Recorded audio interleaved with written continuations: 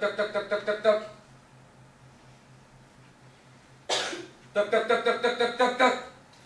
Totalement que je vous prie un tel emportement. Avez-vous, dites-moi, perdu le jugement? Oui, oui, je l'ai perdu. Lorsque dans votre vue, j'ai pris pour mon malheur le poison qui me tue, et que j'ai cru trouver quelques sincérités dans les traîtres appâts dont je fus enchanté. De quelle trahison vous du plaindre?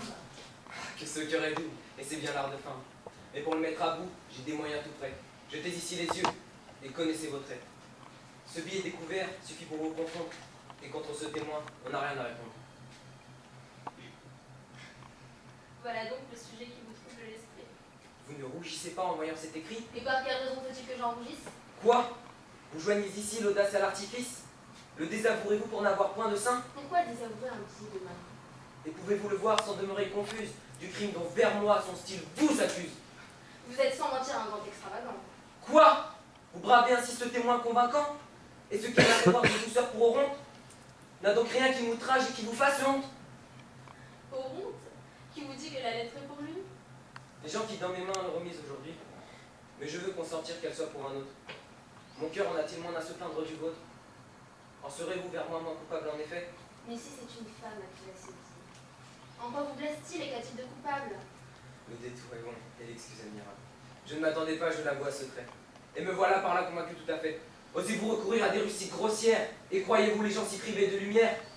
Voyons, voyons. Un peu par quel biais de quel air vous pourrez soutenir un mensonge si clair? Et comment vous pourrez tourner pour une femme tous les mots d'un billet qui montre tant de flammes? Ajuster pour couvrir un manquement de foi ce que je m'en vais dire. Il ne me plaît pas, moi. Je vous trouve plaisant d'user d'un tel empire et de me dire au nez ce que vous m'osez dire. Non, non, sans s'emporter. Prenez un peu souci de me justifier les termes que voici. Non, je n'en veux rien faire. Et dans cette occurrence, tout ce que vous croirez m'est de peu d'importance. De grâce, montrez-moi. Je serai satisfait qu'on peut pour une femme expliquer ce billet. Non, il est pour vos comptes. Et je veux qu'on le croie. Je reçois tous ces soins avec beaucoup de joie. J'admire ce qu'il dit, j'estime ce qu'il est. Et je tombe d'accord de tout ce qui vous plaît. Faites, prenez parti. Que rien ne vous arrête. Et ne me rompez pas davantage la tête. Ciel, rien de plus cruel ne peut-il être inventé? Et jamais cœur de la sorte fut-il traité. Quoi? D'un juste courroux, je suis ému contre elle. C'est moi qui me viens plaindre, et c'est moi qu'on querelle.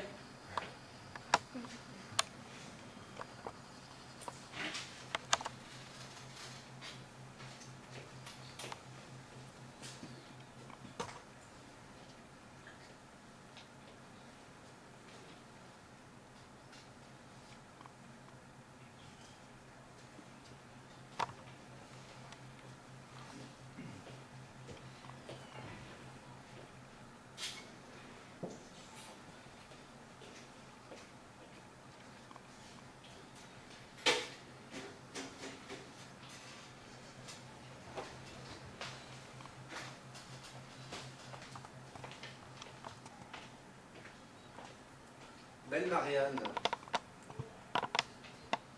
vous dormirez tranquillement. Le cœur de Célio est à une autre maintenant. Et ce n'est plus sous vos fenêtres qui donnent ces cérémonies. Quel dommage, quel grand malheur de n'avoir pu partager un amour comme celui-là. Voyez comme le hasard me contrarie, moi qui allais l'aimer. En vérité? Oui, sur mon âme. Ce soir ou demain matin, dimanche au plus tard, je lui appartenais. Qui pourrait ne pas réussir avec un ambassadeur tel que vous? Il faut croire que sa passion pour moi était quelque chose comme du chinois ou de l'arabe, car elle ne pouvait s'expliquer toute seule et qu'il lui fallait un interprète.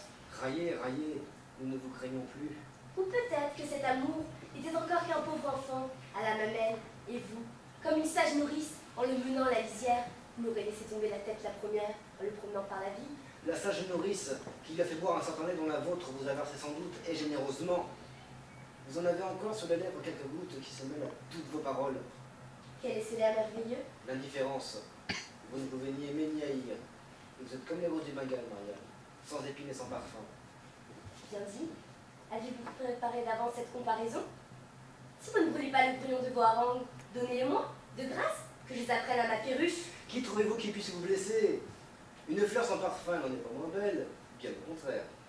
Ce sont les plus belles que Dieu ait faites ainsi. Et le jour, comme une galatée d'une nouvelle espèce, vous deviendrez de marbre, au fond de quelques églises. Ce sera une charmante statue que vous ferez, et qui ne laissera pas qu'à de trouver quelques niches respectables dans un confessionnal. Mon cher cousin, Est-ce que vous ne craignez pas le sort des femmes? Voyez un peu ce qui m'arrive. Il est décrété par le sort que c'est Dieu même, ou qu'il croit m'aimer. Lequel le dit à ses amis, lesquels amis décrètent à leur tour que sous peine de mort, je serai sa maîtresse. La jeunesse napolitaine daigne m'envoyer un digne représentant chargé de me faire savoir que j'ai à l'aimer le dit seigneur Célio. Pesez cela, je vous en prie. Si je me rends, que dira-t-on de moi? N'est-ce pas une femme bien abjecte, qui obéit à point nommé, à heure convenue, à une telle proposition? Ne va-t-on pas la montrer du doigt, faire de son nom un refrain de chanson à boire? Et si elle refuse, au contraire, est-il un monstre qui lui soit comparable? Une statue plus froide qu'elle? Et l'homme qui lui parle, qui ose l'arrêter en place publique, son livre de messe à la main, n'a-t-il point le droit de lui dire: vous êtes une rose du Bengale sans épines et sans parfum? Cousine, ne vous fâchez point. N'est-ce pas une chose bien ridicule que l'honnêteté, la foi jurée, l'éducation d'un cœur, la fierté d'un cœur qui s'est figuré qu'il en vaut quelque chose, qu'avant de jeter au grand vent la poussière de sa fleur chérie, il faut que le calice soit baigné de larmes, épanoui par quelques rayons de soleil, entrouvert par une main délicate. Cela n'est-il pas un rêve? Une bulle de savon que le premier soupir d'un cavalier à la mode doit évaporer dans les airs. Vous vous méprenez sur mon compte et sur celui de Célio. Qu'est-ce qu'après tout qu'une femme? L'occupation d'un moment? Une coupe fragile que l'on porte à ses lèvres et puis qu'on jette par-dessus son épaule? Une femme, c'est une partie de plaisir. Et ne pourrait-on pas dire qu'en on en croise une? Voilà une belle nuit qui passe.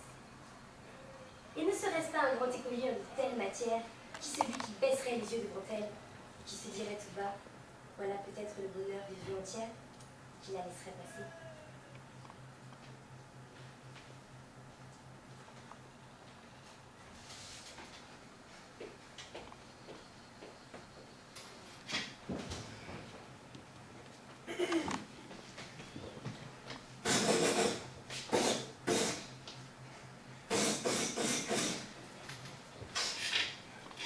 Oui.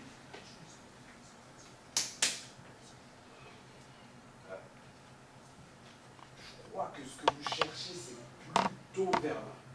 Hein?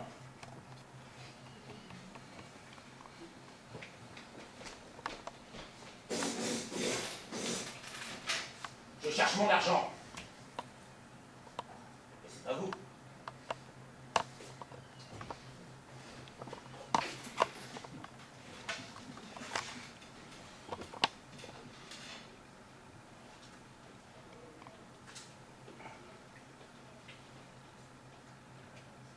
Nous dormirons sur notre fleur de la Saint-Jean. Cette nuit, nos rêves se réaliseront, mademoiselle. Ah, faites voir ce que vous avez dans l'œil. Non, cela n'a rien un grain de poussière, seulement ça va passer tout de suite. Asseyez-vous, je vais vous soigner. Regardez-moi. Peut-il m'écouter? Et ma parole.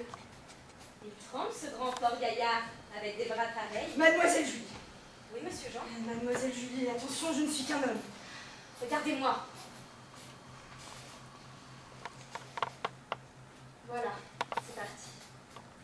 Baisez-moi la main. Mademoiselle Julie, Et écoutez-moi. remerciez-moi en me baisant la main. Écoutez-moi. Baisez-moi la main d'abord. Bon, mais vous ne vous en prendrez qu'à vous-même. De quoi? De quoi? Êtes-vous une enfant, encore à 25 ans? Vous ne savez pas qu'il est dangereux de jouer avec le feu? Pas pour moi. Je suis assurée. Non, vous n'êtes pas, et même si vous l'êtes, il y a des produits inflammables dans le voisinage. Vous voulez dire vous? Oui, moi, pas parce que c'est moi, mais parce que je suis un homme D'assez jeune. avantageux. Quelle incroyable fatuité. Un Jean peut-être. Ou un Joseph. Sur mon âme. Je crois bien que c'est un Joseph. Vous croyez? Pour un peu j'en ai fait. Ah, mais vous n'avez pas honte! Sérieux, c'est une plaisanterie. C'est sérieux. Alors tout à l'heure, c'était sérieux aussi. Vous jouez bien trop sérieusement, c'est ça qui est dangereux. Maintenant, je vous prie de m'excuser si je retourne à mon travail. Mais les bottes de Monsieur le Comte doivent être prêtes en temps voulu et il y a longtemps qu'il n'y est passé. Laissez ces bottes. Non. C'est mon service que je suis tenue de faire, mais je ne me suis jamais engagée à être votre camarade de jeu. Et je ne pourrai jamais l'être. Je me tiens pour trop bon pour cela. Vous êtes fier. Dans certains cas, oui, dans d'autres, non. Avez-vous jamais aimé? Nous n'utilisons pas ce mot, mais de l'affection pour beaucoup de filles. Et un jour, j'ai été malade de ne pas pouvoir avoir celle que je voulais. Malade, voyez-vous, comme les princes des mille et une nuits qui partent sur un mur, n'étaient plus capables de manger ou de boire. Qui était-ce? Qui était-ce? Vous ne pouvez pas me forcer à le dire. Si je vous le demande comme une amie, comme une égale, qui était-ce? C'était vous.